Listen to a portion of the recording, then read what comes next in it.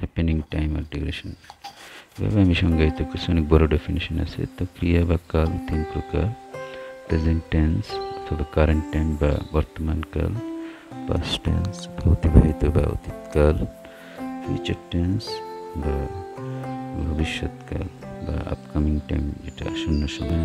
Strong verb will সম্বন্ধে minimum idea থাকতে হবে এবং সেই সাথে কি বলে অক্সিলারি ভার্বগুলোর ইউজেসটা সম্বন্ধে আমাদের আইডিয়া থাকতে হবে। তো আমি এখানে চার্ট আকারে বেশ কিছু জিনিস শো করছি।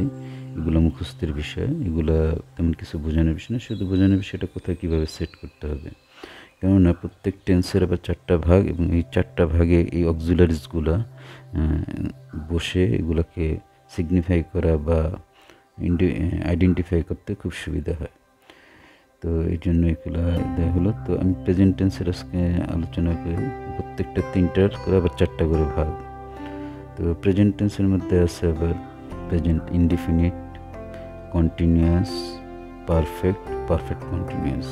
এখানে আমি এক্সাম্পল সহ কি ডিফারেন্সগুলো এই প্রেজেন্ট টেন্সের চারটার মধ্যে সামান্য কিছু ডিফারেন্সের, আর সেই ডিফারেন্স দিয়ে বোঝা যাবে কোনটা কোন ফর্মে পড়বে, ইনডিফিনিট কন্টিনিউয়াস বা পারফেক্ট পারফেক্ট কন্টিনিউয়াস।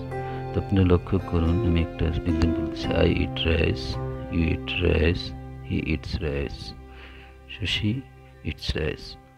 আচ্ছা, এটা হলো প্রেজেন্ট ইনডিফিনিটের একটা এক্সাম্পল। এরপর আছে প্রেজেন্ট কন্টিনিউয়াস এক্সাম্পল। তো ওগুলো অনেকগুলো আমি পার্সন অনুযায়ী অনেকগুলো একে ভেরিফাই করছি। তো ইনডিফিনিট দেখেন ভার্বের নো চেঞ্জেস, ভার্বের যে কোনো পার্সন কন্টিনিউয়াসে আসেন। ওই আই ইট রাইসটা কি হয়েছে, I am eating rice, am eating রাইসটা অ্যাড হয়েছে, ইউ আর ইটিং রাইস।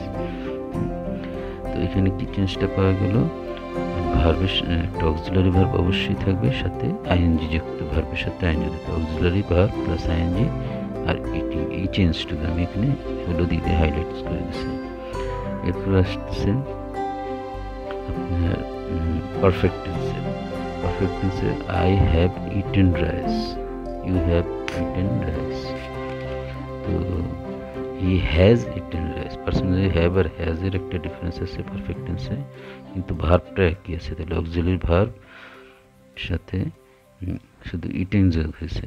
এখানে আমার মিস্টেক হয়ে গেছে, ভার্বের আইএনজি দিয়ে ফেলছি, একটু মিস্টেক হয়ে গেছে। শুধুমাত্র ইটেন হবে আর ওই যে ভার্ব হ্যাভ বা হ্যাজ বসবে। আর ভার্বের পার্টিসিপল ফর্মটা বসবে, অর্থাৎ ইটেন হয়ে গেছে আর এভরিথিং চেঞ্জ। আর কন্টিনিউয়াসটা আমি আরও ডিটেলস অন্য একটা লেকচারে আলোচনা করব। ধন্যবাদ।